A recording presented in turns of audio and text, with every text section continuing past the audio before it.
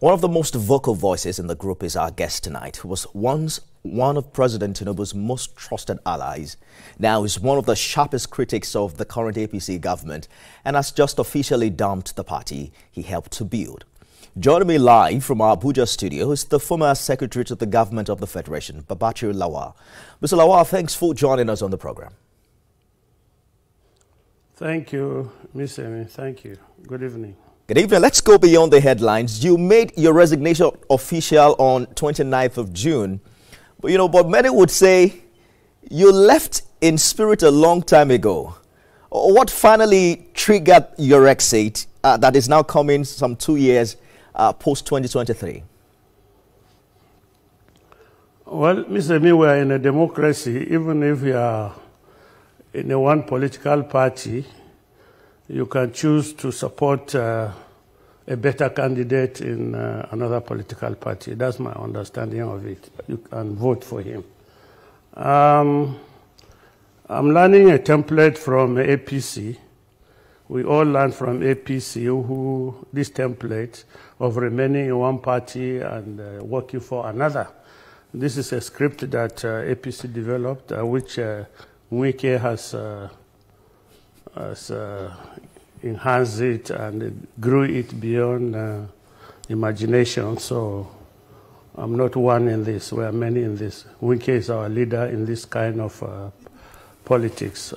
So if I understand APC, what you're saying, Mr. Lawal, you were in APC, but you were working against the party even before you resigned, right? Yes, true. Are there still other APC members in that category as we speak? Well, they will speak for themselves, but there are, of course, I know many that we are going together. Some might not be brave or bold enough to do it the way I've done it. And I had my own reasons for going public with it, and they might have their own reasons for being silent, going quietly without noise, like people like us. But there are many, I mean, very, very many, extremely many, Some tell me that, including some governors. But wow. I don't.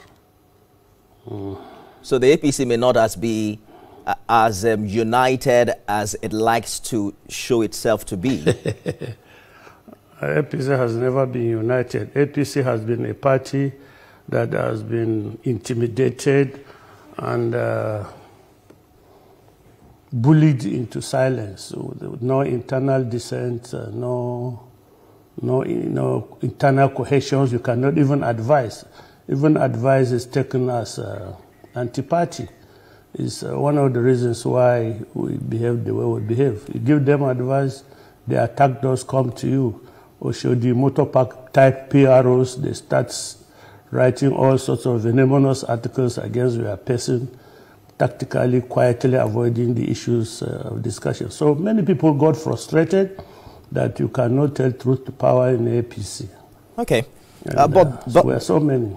There is a strong perception, Mr. Lawal, out there that this is purely an anti-Tinubu movement, a group of people who didn't have their way in the ruling party, and especially under this administration, and that beyond that, there isn't much to show in the area of a unique strategy or selling point other than stop President Tinubu from getting the second term.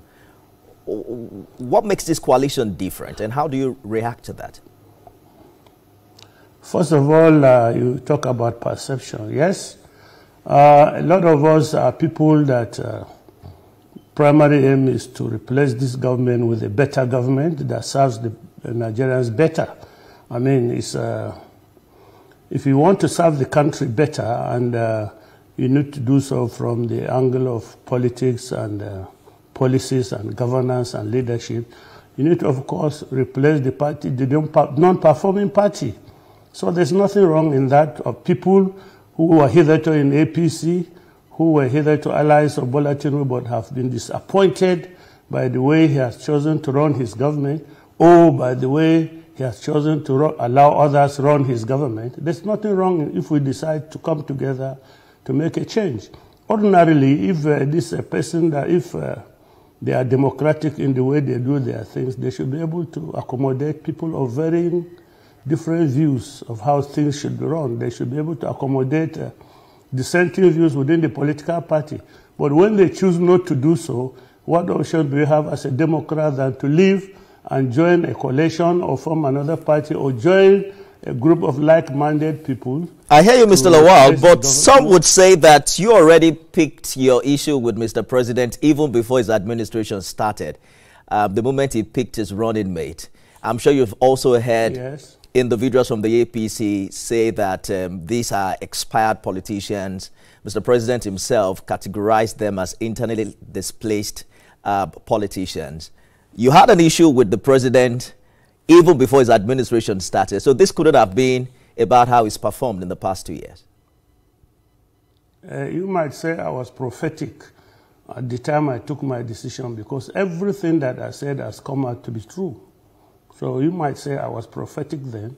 Those who insulted me at that time, some of them who were very vociferous in their attack, have also regretted that they didn't see it the way I was going to see it. Any smart person, any intelligent person should be able to see the end from the beginning ab initio.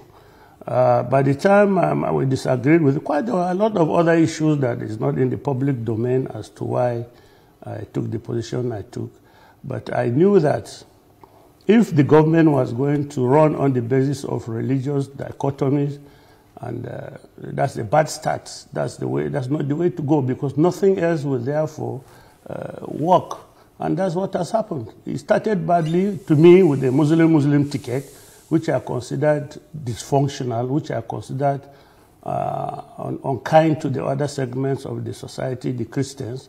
And I came out and pointed it would seem that every other person has moved on from that as to that ticket. But many of the people headlining this coalition, including yourself, served under the Buhari administration. And the records are there as to how much you were able to achieve, or better still, the public perception of your performance. The same Nigerians you claim are frustrated today were equally frustrated under Buhari. Why should anyone trust this group as a credible alternative? What makes it different? That's what I'm asking from the parties you left behind. Listen. Government is progressive. The work of government is to better the lot of its citizens, better, not to recreate. Now, if a government comes in and inherits bad policies or bad programs, it is incumbent on it to remedy it. So you agree that Tinubu inherited bad policies from Buhari, right? I never agree. I'm just telling you, as per your narrative, as per your mindset, that he inherited a bad government, which I don't believe so. But if he did, just assume he did, is it not incumbent on him to make it good, to remedy it, to change it to good? Is it therefore right that he continues from the bad thing he inherited, or indeed worsen it, or maybe like initiate, if he didn't want to continue, he has initiated a more destructive form of governance and people management and all sorts of things. I mean, now when Buhari was in office, yes, go ahead. I wanted to say that opinions are sharply divided as to the performance of this government. There are some who believe that the Tinubu administration is the best thing that has happened after the innovation of sliced bread. Many of your colleagues, politicians, have been endorsing him even for 2027 before long before that election. But I want us to talk about the ADC because there's no way we can discuss Tinubu performance without making reference to your political leading at this time, and that might not give it a strong, unbiased footing, so to speak.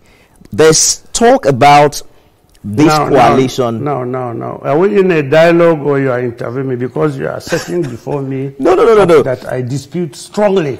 You are portraying facts that I dispute strongly. Are we in a debate or in an interview? Let me know. Because you are making perhaps if you projections that are not true, that are not right. Mr. Lawal, it is a conversation between you and I. You have talked about your position about this government. I'm also stating clearly that opinions are divided, not necessarily mine, but from different stakeholders. Over 20 governors we saw within the APC endorsed Mr. President, right? And quite a number of people from the opposition are also leaving more people are leaving to join APC than any other party as we speak today. Aren't that facts? Look, okay, stop there. Let me respond to this first. Don't try to intimidate me and bully me into accepting our views. No, that's not what I'm doing, Mr. It's true the governors yes, it's true the governors are decamping. Why are they decamping to APC?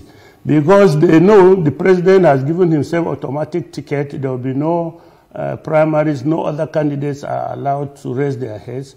Most of the governors understand that this government is a government that wrote results to become what they are, and they can write you out.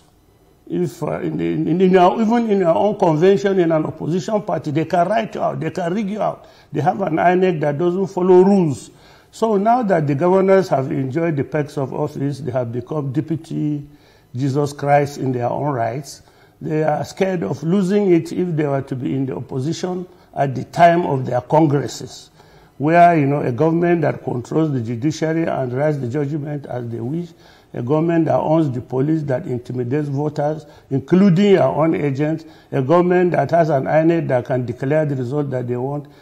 People that don't have principles, that just got into office because of what they personally enjoy and their families, they will do anything to retain that position for as long as possible.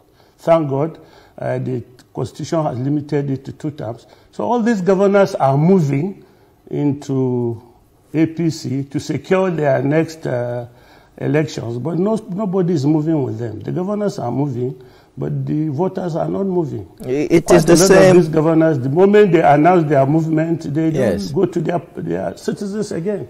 I hear you. They get stoned.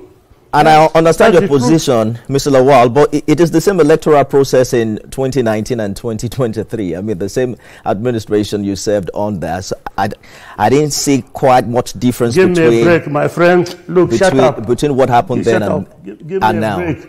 How can you say Buhari's government, the electoral processes are the same with Bola Tinubu's government? What is your